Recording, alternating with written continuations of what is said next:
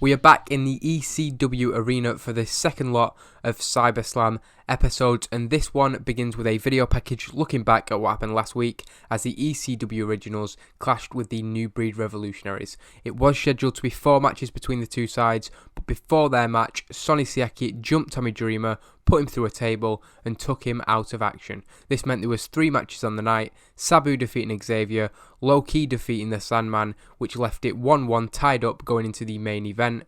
Sonny Siaki looked to be the difference maker as Rob Van Dam faced Homicide, but Tommy Dreamer was able to emerge with a steel chair and take him out.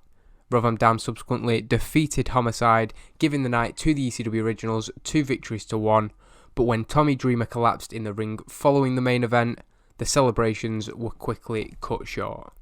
So going into this episode, we are straight into the first match, an extremely short match, 4 minutes and 48. Loki dominantly and decisively defeating Roadkill with a Warriors Way. He gets a 57, a good rating, and Roadkill a 35. It was supposed to be that nobody's at ringside for the match, so none of Loki's associates and Danny Dory missing.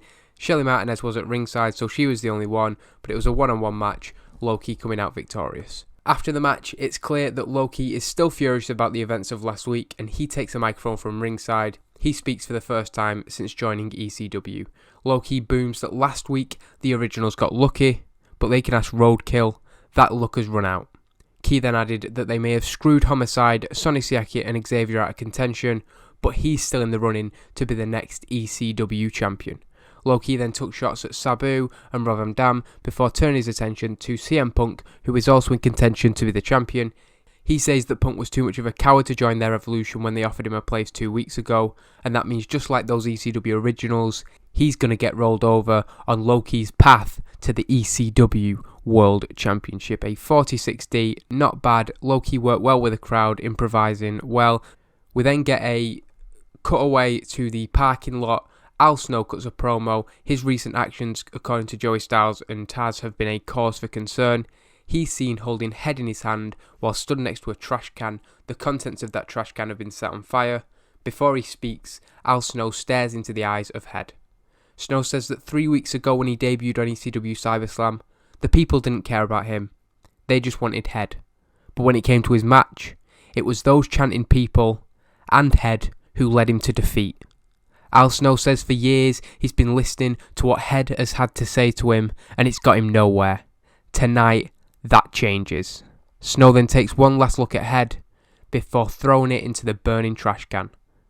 He then turns to the camera, saying, "I've got my life back," before storming off. The commentators are amused by this, but move on with a graphic promoting tonight's main event.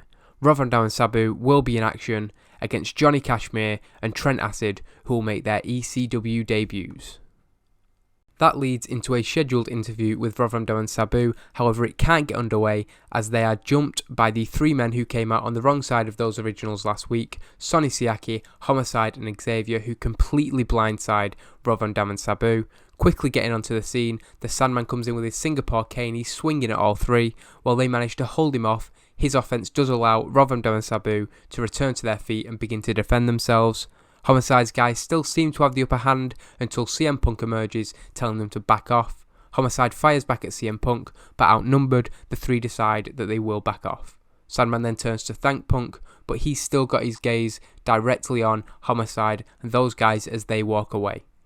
Punk then gives a small nod of recognition to the Originals before walking off. So Punk now coming into the storyline. He was offered a place 2 weeks ago by Homicide. He turned that down. It seemed like he was going to be neutral, but after Loki's words earlier, he felt that it was time to get involved. The Sandman did terrible without a script, but Homicide and Rob Van Dam both did well. Sonny Siaki looking lost out there, and again it's losing heat to the storyline. Every time we build it up, these guys not being over enough does affect it, unfortunately, but it's just going to be something we have to deal with.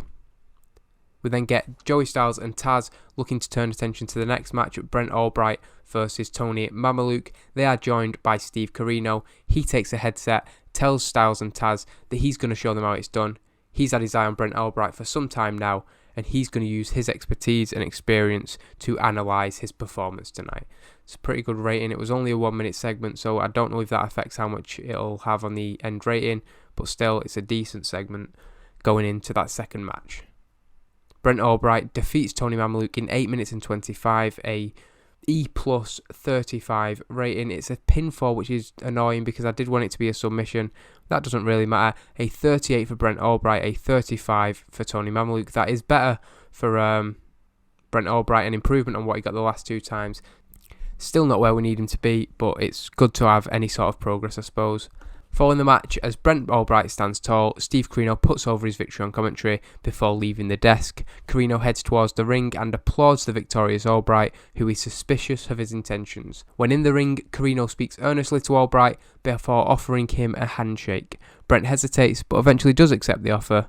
However, before he can shake hands with him, Corino moves his hand and slaps Albright across the face.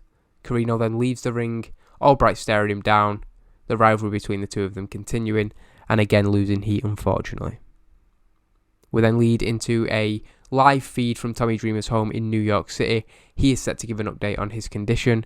Dreamer cuts a frustrated figure throughout the update, making it clear that it wasn't his choice to stay home tonight. He added that they said that he couldn't come to the ECW arena. Dreamer says that nothing would make him voluntarily miss an ECW show, and the fact that he isn't there tonight makes him sick. However, Tommy would be at the ECW arena next week. Closing out the update, he said that he'll be at CyberSlam, and he's coming for Sonny Siaki. That main event, a C-55, so that is better than I expected. It was a bit of a risk putting Acid and Kashmir untested into the main event, but I thought if we just put an all-out match on, hopefully Rob Van Dam and Sabu would bring them up, and that has seemed to work. A 70 for Sabu, a 79 for Rob Van Dam. Kashmir and Trent Acid about a 40 average, so not great, but still decent.